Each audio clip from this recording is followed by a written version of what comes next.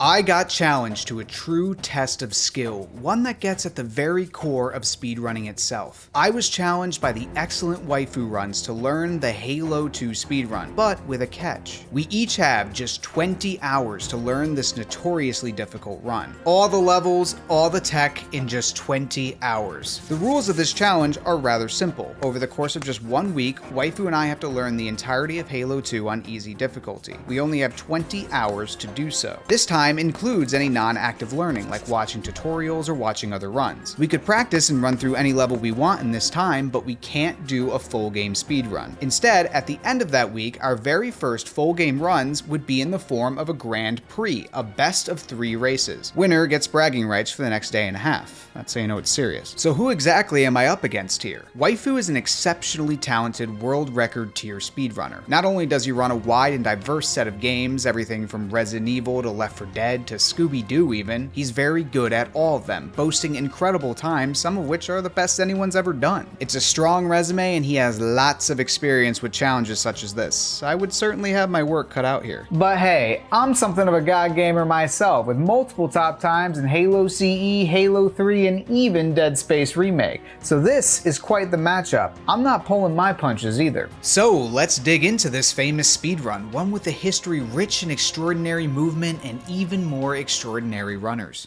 I'm talking runners like Mr. Monopoly, who took the speedrunning world by storm with an incredible showcase at Awesome Games Done Quick 2014. And ever since, this run has attracted some serious speedrun talent, a flourishing community made even brighter by the release of the Master Chief Collection on PC. So what is it about this run? What makes it such a speedrun juggernaut? This run is built firmly upon the power of its deeply complex movement, specifically using the Energy Sword, a tool so uniquely busted it makes other runs look almost normal. And it's all thanks to a very specific glitch called canceling. Canceling is actually quite simple. When you press the reload button, it cancels certain actions and animations. As an example, one such action you can cancel is a melee. This is useful because when you melee close to an enemy, you get a small amount of forward momentum called a lunge. If you melee, then immediately cancel it, you can still keep that momentum from the lunge effect, but without the actual melee. This is called a melee cancel. This same cancel also applies when you use an energy sword. When you have a red reticle and you swing, you also get a lunge effect, except much more powerful. Similar to melee, you can cancel the sword swing itself, but keep the momentum, and that's the sword cancel. 2 useful applications to be sure, but by far the most precise, the most powerful application of canceling is the sword fly. Sword flies work by tricking the game into thinking we're within sword lunging distance, even if we're actually halfway across the map at the local McDonald's. Oh yeah. Alright, let's just leave canceling out of the picture for 1 second and look at what happens when we have a weapon out with a red reticle and we switch to the sword.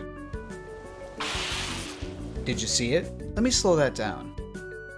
And there it is. There's a very short 1-frame window where the sword reticle also remains red even though it's technically not supposed to. So if we swing the sword within this window, we actually trick the game into thinking we're within sword lunging distance, and that's the essence of the sword fly. So where does canceling come into play here? Well, the fly we just looked at is called an unscoped fly. As the name implies, we do it using a weapon that's not scoped in. Now let's instead look at what happens if we're using a weapon that is scoped in. No red sword reticle in sight. That's because the game first waits until the weapon fully scopes out before switching to the sword, and by that time the game has already updated the reticle's properties to short range. And that's precisely where canceling comes into play. We can just cancel that entire weapon switch animation. This allows us to get a red sword reticle while scoped in, performing a scoped sword fly, which is immensely powerful. I mean, think about it, a sniper rifle zoomed in way across the map, that's really where we get the most bang for our buck. Oh, and I really do need to stress this, it's incredibly difficult to pull these off consistently. Even the top runners expect to miss them a few times. You need to switch, cancel, and swing, all within like 2 to 3 frames. It's not a lot of time. They're tough, and the only way to get better at them is to practice, practice, practice, and then practice again. So that's precisely what I did. I made sure at the start of each and every day to spend at least 20 to 30 minutes practicing sword flies. This was absolutely crucial to successfully completing this challenge. But this is just one bite-sized sized chunk of the behemoth that is the Halo 2 speedrun. The movement, while important, is not the only component here. It's also the 14 levels we need to learn and perform for this challenge. The sheer diversity of levels at first glance seems overwhelming. There's combat levels, driving levels, sword levels, you name it. But honestly, how much time do you really need to spend on some of these? This is where strategy becomes very important. No two levels are ever the same in a Halo speedrun. Some will be quick to learn, others will take time. Some have the potential for enormous amounts of time loss or time save, and others just don't really matter. I knew this going in just from prior experience speedrunning. Always focus on the levels that really matter. So I used some time at the start to do a bit of research and noted 3 levels in particular that looked to be the hardest hitters. Whoever performed the best on these 3 dragons would have the best advantage. Now, these levels aren't necessarily dragons to top runners. This isn't a difficulty tier list or anything. I certainly don't have enough experience to make those type of calls. Rather, these are the levels I figured had the most potential to decide this challenge, either having some big skip that could cause extreme amounts of time loss if failed, or it utilizes an insane amount of complex movement tech that you just need to have a handle on. These are the levels I would spend the vast majority of my time learning and practicing for this challenge. Fully conquering one of these dragons isn't just about learning it either. It's understanding all the ways it can go wrong so you can adapt accordingly. With a speedrun challenge such as this, your backup strategies are the most important component. We just don't have enough time to be consistent. We're going to make mistakes. So let's talk about these levels. What makes them so difficult and what my strategies were to tackle them. And since hindsight is truly 2020, we'll discuss whether or not I was actually able to conquer them in the end. Let's start with our first dragon, the Arbiter. This level was actually the big twist of this game, something Bungie sought to keep as close a secret as possible. A playable elite, the Arbiter, essentially the right hand of the Prophets. This level is actually the first in the run where you get an energy sword, so all those sword flies and cancels are used to their full effect. You can definitely pick up a lot of speed the more you master these mechanics, but the primary reason I consider the Arbiter to be one of the 3 dragons of this challenge is Hangar Skip, our first big skip of the run. This one was actually only discovered a few months ago from this video's release, proving once again that just because a game is old does not mean there's a lack of new stuff to find. Normally in this hangar section, you sword cancel the door at the other end, open it up, and then have to kill the enemies in the room in a certain order. This causes the door underneath the elevator we took down to open up, allowing us to progress. But this whole clear takes about a minute, or 2 if you're bad. Well, me? But we don't actually need to do this to progress the level. If we could somehow get on the other side of this locked door, we wouldn't need to clear out this hangar section. The level still progresses fine without it. Well, you could just use a hammer. No. Enter Hangar Skip. Now, before Kryphin posts a PhD dissertation about how I'm full of I know this trick isn't technically new, rather it's the setup that's newer. It all centers around an elite that can spawn either the left or right side of the elevator. You'll want to be on the same side as the elite and throw a plasma grenade. The grenade won't blow up right away, hovers until the elevator stops at the bottom. Next, you move off the elevator and get underneath it against a wall. You remain crouched until the elevator clips inside you. After this happens, that grenade we planted blows up and we'll get a checkpoint. The grenade explosion will draw the elite into the perfect position. You then look up, shoot him with the beam rifle, and from here, you only have a short time to switch to your sword and lunge at the elite before you die, hence why that checkpoint earlier is so useful. Simple and easy, right? Yeah, alright, there's a lot going on here, and as I said, this trick only saves about a minute or 2. I'll be honest, I definitely overestimated how much it actually saves when I first learned it. I figured it'd save more, at least upon my initial inspection. But it didn't really matter in the end because Waifu was going for it, and I have a massive ego. I can't be the only one not doing the trick, that's just embarrassing. So, with both of us performing the trick, this level would actually prove to be quite weighty and important during our races. I sort of realized this earlier on when learning it, so spent considerable amounts of time practicing this trick to learn all the angles and, more importantly, all the ways you could fail it. Notably, failing the setup in a way that doesn't kill you. If this happens, you didn't get a checkpoint, so there's nothing to revert to. This leaves you with 2 choices: restart the entire mission to try again, or just clear out the hangar normally. Clearing out the hangar would almost certainly be much faster than restarting the entire mission, but only if I took the time to learn it properly. So that's exactly what I did. I took extra time to learn the hanger clear. And this would become my most important and powerful backup strategy, one that would, for all intents and purposes, completely save my run at one point. So I consider this dragon fully conquered. I learned the hard trick, but also had an out, a backup for when I would inevitably fail it, which is really the most important thing. With Arbiter done, dusted, and out of the way, it's time to talk about our next dragon, Regret. This one has Chief chasing down one of the Prophet Hierarchs, which are seen as the de facto leaders of the Covenant, the head honchos. They are seen as all-knowing beings whose word is absolute law. In other words, it's a cult. What? Aw, not again! This level is fairly important to a solid mid-game. Doing a few key things wrong would easily result in minutes worth of time lost. The energy sword, like on Arbiter, is really the pivotal weapon of this mission. We need it for a big skip, and also just general sword tech throughout the level. However, if you load up the mission normally, you don't start with one. That's a huge problem, and is why it's extremely important that you carry one over from the prior level, Delta Halo. At the very end of Delta Halo, we enter this temple with rockets and a battle rifle. There will be 2 elite cultists. Honor guards.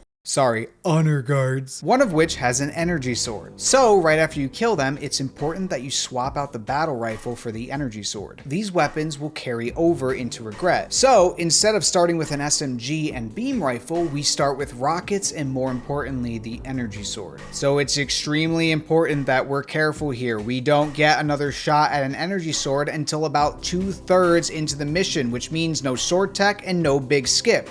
At least not without a very advanced setup that neither of us were really fit to do. So let's talk about this big skip, why it's so important. Let's talk about early gondola. We move out of the starting temple and trade out our rockets for a beam rifle. We then do a bit of a sequence break by grenade jumping to the center platform. This starts the sequence that moves the first gondola out of reach, but since we got to the center platform sooner than the game expects, the momentum from the sword cancel is just enough to get us onto the first gondola early. This is the faster, easy difficulty way of doing it, but I was really struggling with this sword cancel, so instead I did something a little unorthodox and adopted a strat from Legendary. This one involves keeping the rockets, going to the right, sword flying to this Jackal Sniper, killing him, picking up his beam rifle, jumping onto the gondola, moving just enough onto the middle platform to start the sequence, and then getting on the gondola before it fully breaks away. This wound up being a really good pivot, only costing about 20 seconds, and I could hit it every time. Unless you don't get a Jackal Sniper spawn, but we won't talk about that. Either way, getting on this gondola earlier than intended requires us to have a sword at our level. Hence why that carryover is so key. Clearing out this center platform is just way too slow. We're talking multiple minutes worth of time loss on top of the inability to do any sword flies later on. But wait, getting on this first gondola early is not the only component here, a fact I severely neglected and would ultimately cost me. There's a specific trick that Waifu and I did not go for called gondola launch. By getting on this first gondola earlier than intended, you can set up an overlap scenario. Basically 2 scripts run at the same time that were never supposed to. On the Master Chief Collection version of the game, if you get on that first gondola early and don't get a checkpoint, either by delaying it or just not getting one, a glitch in this version's garbage collection will cause the game to unintentionally delete all the enemies in the initial area. This starts the sequence to send the second gondola back to that starting area. But with early gondola, we're already at the middle of the lake by this point, so if we just jump to the second gondola and hit the button, we activate the script that tells that gondola to go all the way to the tower at the other end. These 2 scripts were never designed or intended to ever run at the same time. The result is desynchronization. The actual gondola geometry itself becomes detached from the controlling button. In fact, you'll actually see this in game. The button just floats away along the lake.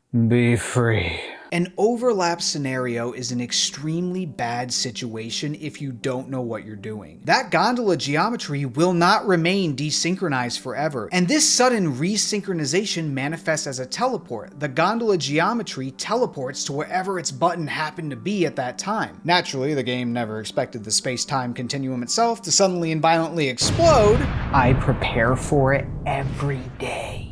So when this happens while Chief is standing on the gondola, the physics completely break and Chief gets launched in some direction. However, you can control this direction with the precise lineup, and that's essentially what gondola launch is.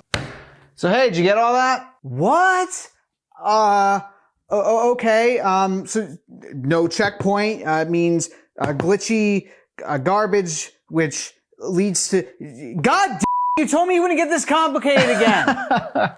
God has no power here. Here's the thing though, if you choose not to do gondola launch but still get on the first gondola early, your only course of action is to crouch inside it and hope and pray to any god that'll listen that you get a checkpoint. For whatever variety of reasons, despite you clearly being in absolutely no danger, sometimes the gods decide to smite you and the game won't give you a checkpoint. No checkpoint means glitchy garbage collection and you're in really hot water if you don't know what to do next. You have two choices if this happens. One, wait until Miranda's dialogue completes before hitting the button. This will prevent an overlap situation entirely. It's also a lot of time lost because Miranda doesn't shut the f up. Your second choice is to just learn gondola launch. It's honestly not even that bad. I learned it in like 15 minutes. The footage you're looking at right now is after only 15 minutes. And this is where I messed up big time because I didn't do either. In other words, I had no backup whatsoever if I didn't get a checkpoint on that gondola. So this became a huge liability, one I would ultimately pay the price for. Suffice to say, I did not conquer this dragon. Not adequately at least. I was simply too focused on the initial cancel and missed the bigger picture, and as a result had no backup for when catastrophe would inevitably unfold. My hiccups on regret were to be expected though, because my eyes were dead set on what would be the third and arguably most important dragon. Like the other two, it involves a big skip and lots of sword tech, except this time it's the sword tricks that really drive this one. I am of course talking about Gravemind. Anyone who runs this game is probably not surprised. It's easily the most in-depth and complex level in the game, taking every single game mechanic and presenting them to you in unique and interesting ways. There's applications for literally everything from sword flies with specific jump timing to different sword cancel techniques to redirect flies where you bounce off walls to go in a different direction. It's got everything. Oh yeah, I should probably talk about what we're even doing here. It's to suffer.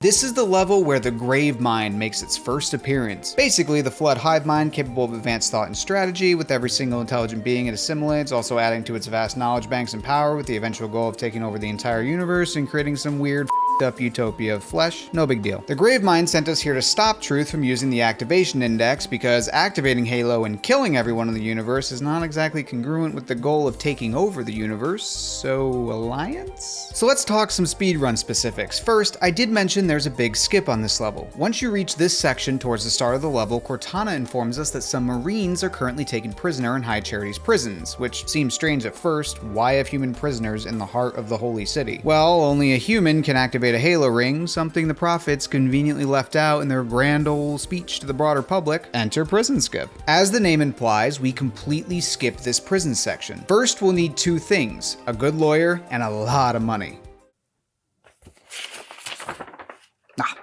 Sorry, wrong prison skip. First, we kill this jackal, then we move forward and shoot a bunch to draw out the two brutes to the elevator. Once we move forward enough, Cortana will deactivate and reverse the elevator to go down instead of up. Ideally, we want this first brute to go up before it gets reversed, while the second gets stuck just as Cortana deactivates it. This causes a pathfinding glitch where the brute just jumps back and forth. While in this animation, we run forward and bait out a melee. With good positioning, the brute will melee us into the lift with momentum carrying him into it as well, right above us as we're going down. And here's where the magic happens. Once you see that loading done, you need to press melee and jump at the same time, followed by reload, and repeat that exact pattern as fast as you can. This is called a butterfly. This works because you're jumping and melee lunging at the same time while canceling the melee with the reload action. And once you butterfly yourself and the brute back up to a certain point, the elevator will then do the rest of the work and pull us up into the room right after the prison. At this point, the game actually expected you to have completed the prison section. It even spawns the prison marines you were supposed to save up here with you. It's a very neat trick, but there is a bit of RNG with it, like any trick that's going to rely on AI. Sometimes the brutes just act funny. This is why a checkpoint we can get in the prior room is so crucial. Loses a bit of time to get, but more than pays for itself, especially in full game. It's not all sunshine and rainbows though. There is an unfortunate side effect to prison skip. It completely breaks the checkpoints on this level. Like, you could go literal minutes without getting one. All it takes is one bad input or an ill-timed back smack and your great run is suddenly ruined. Prison skip though saves far too much time to pass on, and Waifu was going for it. which means I have to go for it. Ironically though, unlike the other levels, I actually didn't spend too much time on prison skip. I actually spent way more time on the rest of the level itself. As I said earlier, this level will apply every single movement mechanic in unique and interesting ways. Here's some noteworthy applications. There's this cancel where I specifically choose a slower lunge cancel to avoid despawning enemies because no enemies, no sword tricks. A crouching cancel on some drones followed by a jump to maintain momentum. A sword fly where you have to jump about halfway through. This puts you over a wall at the other end. There's another drone crouch cancel to take you at the other end of this long room. An upward sword fly to get to the top of this hilly hallway. Immediately followed by a redirect fly where you bounce off the wall, putting you at the perfect angle to land by the exit door at the end. And it's all just so much fun to do. Every single room presents a new problem, a new puzzle. There's a certain speedrun flow state this level puts you in that I can't quite explain. When you're locked in, you're just unstoppable, and it's so much fun when this happens. And with so many different and unique applications of sword flying, this level also gives the biggest return on investment. This was the sword level, the benchmark, what I used to know if I needed to spend more time practicing sword flies. I would actually increase my sword fly warm-up time to 30 minutes in response to this level. It was that important. And so, given the thought and care I put into understanding each sword fly setup, and also my due diligence understanding prison skip and the importance of adapting to what the brutes give you, I would call this dragon thoroughly slain. And that's the 3 dragons, the levels that don't pull their punches, with easily enough potential to carry an entire race, and also where I spent the vast majority of the time. And with each of us doing our respective practice for the week, it was time to put it all to good use.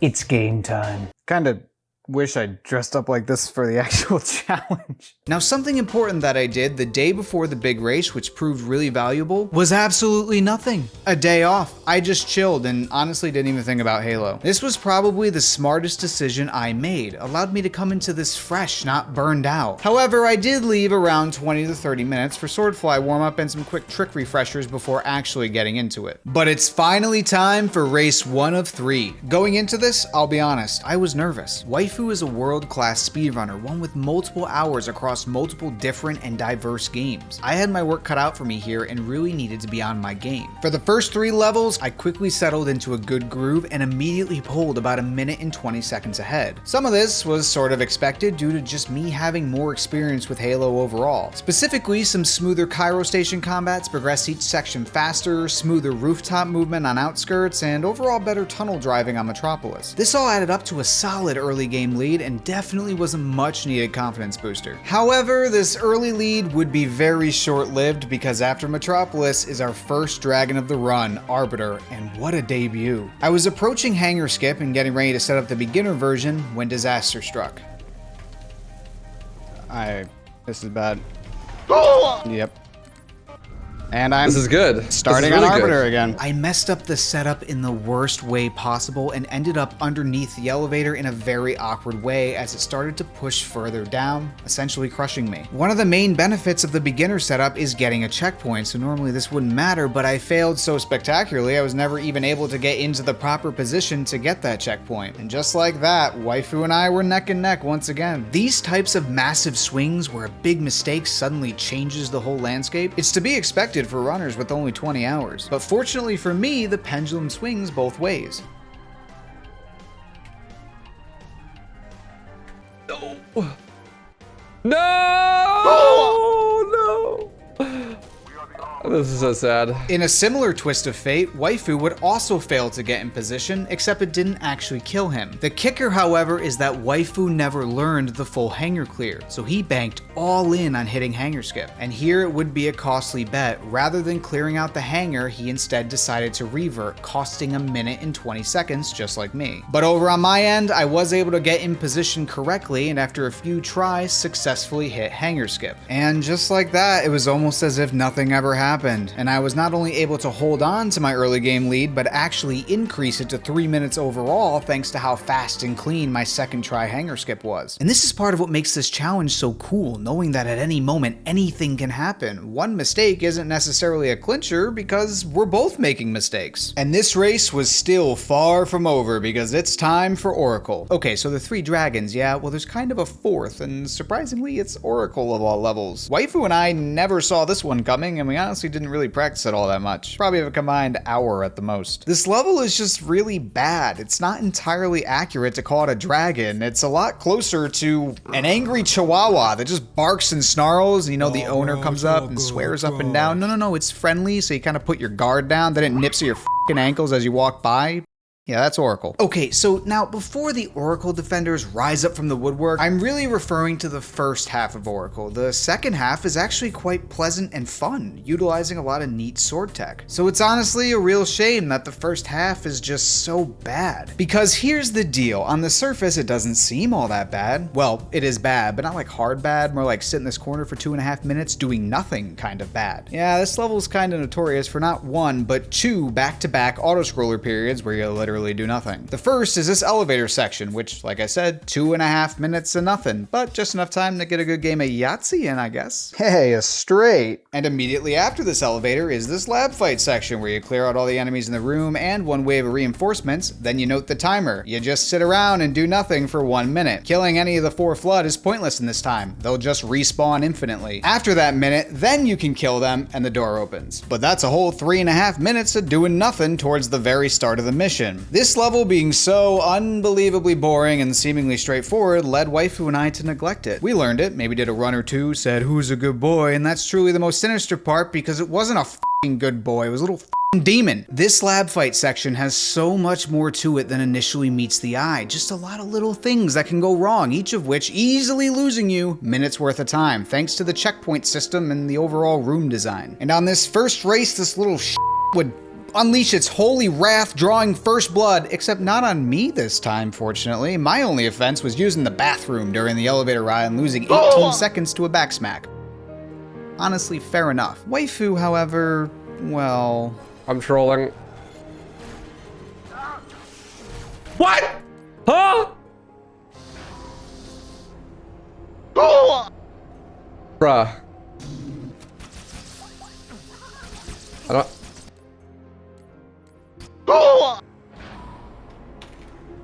Oh my god, dude. These two deaths cost Waifu 3 minutes and 57 seconds because each revert sends him all the way back to the elevator section. And so these deaths caused yet another massive swing in my favor. This in combination with the Arbiter mishaps left this race firmly in my hands. Provided I held it together for the remainder of the race, which let's just say almost didn't happen. I figured it was scoreline. Like 0-0. Oh, I almost didn't get the sword. That would have been a huge equalizer. I don't know what to do if I don't have the sword. Hooey! 8 minutes ahead of Waifu coming out of Delta Halo. I almost made a critical error, one that would easily threaten the entire race. As I said earlier, a key component to regret is carrying over an energy sword from Delta Halo. So this last second sword pickup was quietly a key moment in this first race. Had it not happened, things could have turned out very differently. And funnily enough, Waifu would not have similar luck here. Because someone said do this and you don't do that. No! No! Oh my god, I didn't get the sword! In a weird twist of fate, after I almost failed to get the sword, it would be him who would be unable to pick it up. Which means he had to clear out the entire beginning section and play through almost the entire level without a sword. This would effectively be the knockout punch. In Other World though, this may not have been this way. Remember when I said I didn't have a backup to deal with a potential gondola launch situation? Yeah, that exact situation played out here. Despite crouching under the gondola, I never got a checkpoint, which means enemies deloaded and scripts started overlapping. Since I never learned the proper mechanics of how this script overlap works, I didn't know what to do. Jump over. Structures around the old. Okay. To protect them, honor them. Pure speculation, mind you. I need to make a Am I thorough survey to be sure. That's over? Okay, restart. This would be a 2-minute reset back to the very beginning of the mission. So, if the circumstances were just a little different, this could have easily been a pivotal moment, another massive swing. But not carrying over the sword is just worst case scenario. Way too much, almost irrecoverable amounts of time loss. So instead, by the end, I would have a commanding lead of 13 minutes ahead out of regret and would effectively maintain that for the rest of this race. Race 1 would conclude with me at a 124.17 and Waifu with a 139.06. As you can see, these levels really pack a hell of a punch. Playing well overall is obviously important to build up some padding, but these levels in particular are a maelstrom of massive time loss potential. Waifu felt this pain right away and it seemingly just didn't stop, but now it was my turn to feel that pain. Do we really have to talk about race 2? Yep, we do. After a very short intermission, we gathered ourselves for race 2. I don't believe it. Oh my god, I died. Oh my god. Yeah, this race was cursed from the very start, it seemed. After clearing the first hangar on Cairo Station, a door explodes, revealing a squad of Covenant and also the way to progress. Me, not paying attention, walked directly in front of this door right as it exploded, killing me instantly. A very silly error. So the race starts off now with me 40 seconds behind already, and it would only get worse from here as the run went on. I would start to dig my way out of this early hole with a solid outskirts. I would also pick up a little more time in Metropolis. Not that I had a good one or anything, it's just my reverts sucked a bit less than Waifu's. So, eerily similar to the prior race, this led us to once again be neck and neck into Arbiter. And this time, we both absolutely demolished this level, a complete polar opposite to the prior race. In fact, we actually maintained a very close race heading into Oracle. And this is where the pendulum swung, violently. Open? Oh no. I think I messed up. That's good. Glad to hear that. My guess would be that like you didn't kill the dude, so the timer hasn't gone out yet. I have no idea.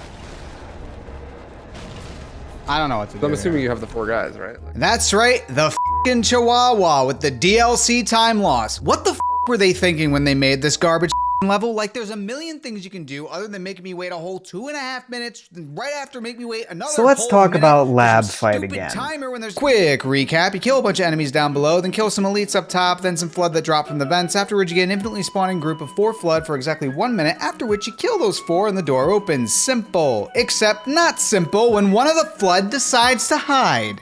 Like trying to like throw nades up here. are you getting infinite respawns at least? No, I'm getting nothing. Yeah, I got a Flood, hiding in the vents. And only after I realized this was happening did I start throwing grenades into the vents, eventually killing him. Oh, there we go. There, I guess there was a guy on the pillar. Okay.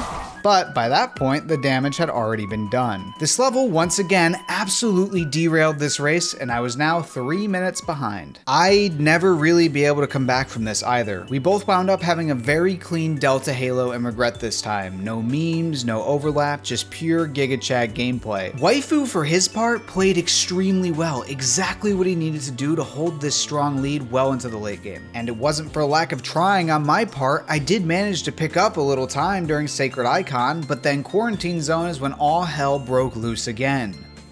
We're both gonna be on the gondola right at the same time because it's so long. Yep.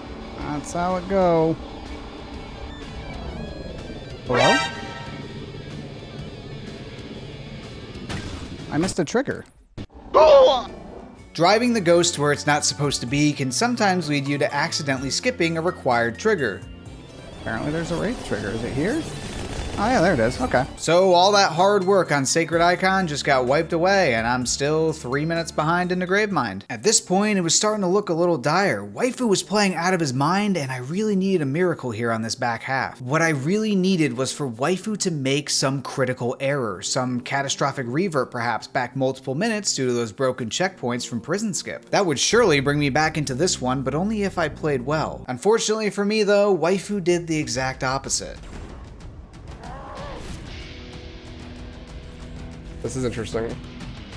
I could fix her. Just hit it like off of looking. That is some big Giga Chad energy. Crifing here, dude. Once Crifing arrives, dude, y'all are done. Oh my god. I hit a checkpoint, bro. That was so scary. If I didn't hit it right, then I was Nice. Ooh, first try. Oh, he just assassinated him. That's savage. Good fly. Fly, bro. Grow some wings, Chief. You got third try? Mm-hmm. That's what I'm talking about. true power. Oh, I must finish this fast so there's no DMCA music, I believe. If the level end. Yeah, that'd be.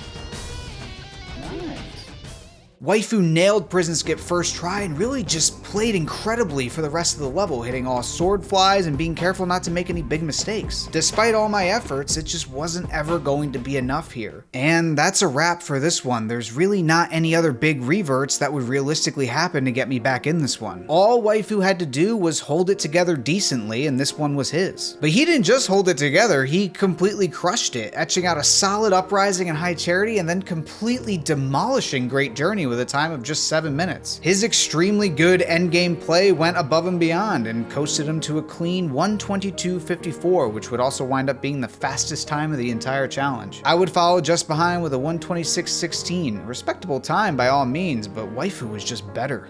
And now with the field tied up, this next race, this final race, would be the decider of the entire challenge.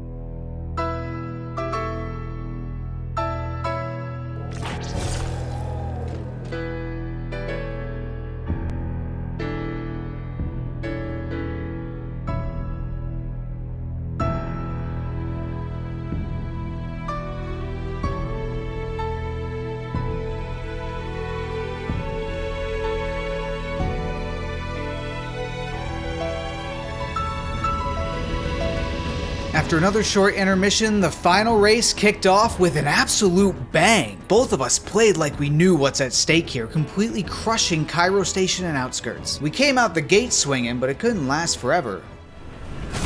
Oh, demolished. The cracks and general fatigue were definitely starting to show. My revert would suck just a little bit less though, and Metro would end with me pulling about 30 seconds ahead. And it's here on Arbiter that the pendulum would swing once again. I got down underneath the elevator as usual, but fatigue was definitely setting in. Something went wrong and I popped out before I could get a checkpoint. This left me with the choice to either restart the entire level or just clear the hangar normally. So with me firmly stuck doing the hangar clear, this was Waifu's chance to pull ahead. Setup is slightly off.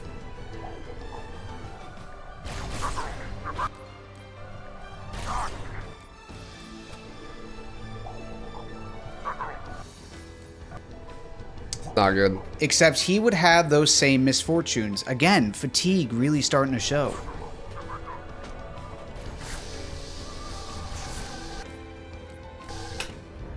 Okay. Fun.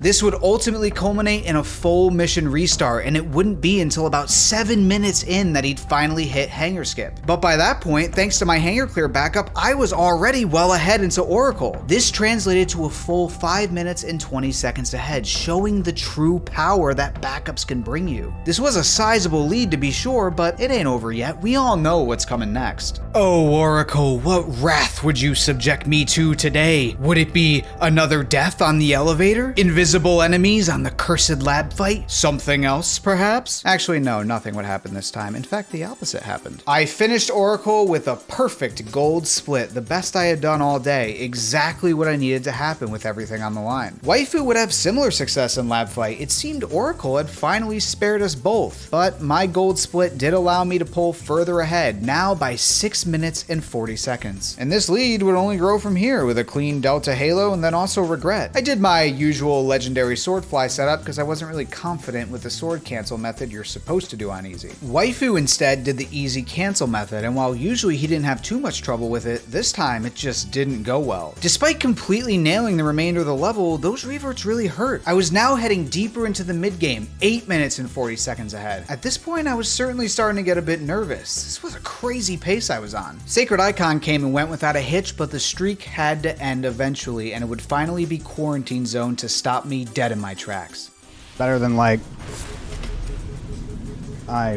Speedrun tool. up the launch. No. Suddenly, disaster struck. A failed swordfly right at the end of the gondola ride, costing me around 2 minutes. And I'll be honest, this one kinda hurt, not because of the challenge, but because of the pace I was on. Before that setback, I was easily on pace for a sub 120, a huge achievement for such a short amount of time. But hey, these things happen. And really, as far as the challenge was concerned, at this point, Gravemind would need to go unbelievably catastrophic. And it kind of did, actually, just not nearly enough to swing the race back to Waifu. I got a second try prison skip and all seemed well in the back half of the level. I was hitting all my flies left and right, playing out of my mind, but remember what I said earlier. Because of prison skip, you just don't get checkpoints on this level. They're extremely rare, and with fatigue setting in, it was only a matter of time before one of us finally paid that price. Actually, there's just a little bit of role reversal going on here.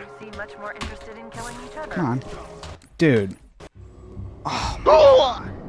Well, there goes that. This was a 2.5 minute revert, and in any other circumstance, definitely had the potential to swing this contest the other way. But by this point, it just really wasn't enough. Despite Waifu having an absolutely excellent Gravemind, really the polar opposite of mine, I still maintained a rock solid lead of 6 minutes and 20 seconds. And as I said, the endgame doesn't really have any more big pendulum swings for runners at our level. For top runners doing the most advanced strategies like the butterfly and high charity, it's still not quite over. But at our level, where we full path everything with beginner strats, it was smooth sailing from here. And with that final Tartarus kill, I'd end the day with a 123.38, Waifu following with a 130.30. The challenge was now well and concluded, with myself emerging victorious on races 1 and 3.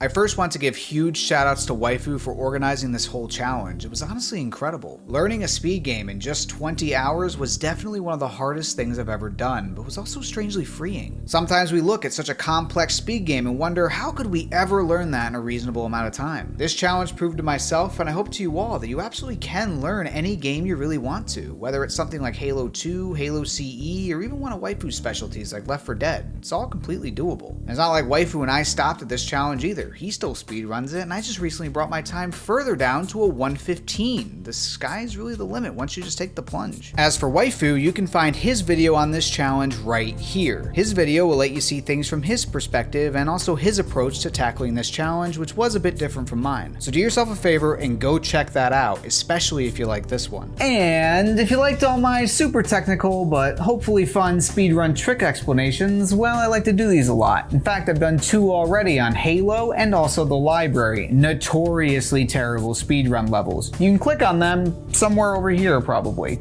Thank you so much for watching.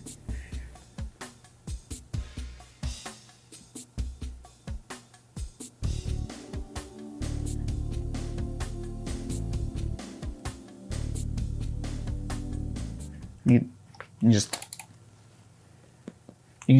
just click on them.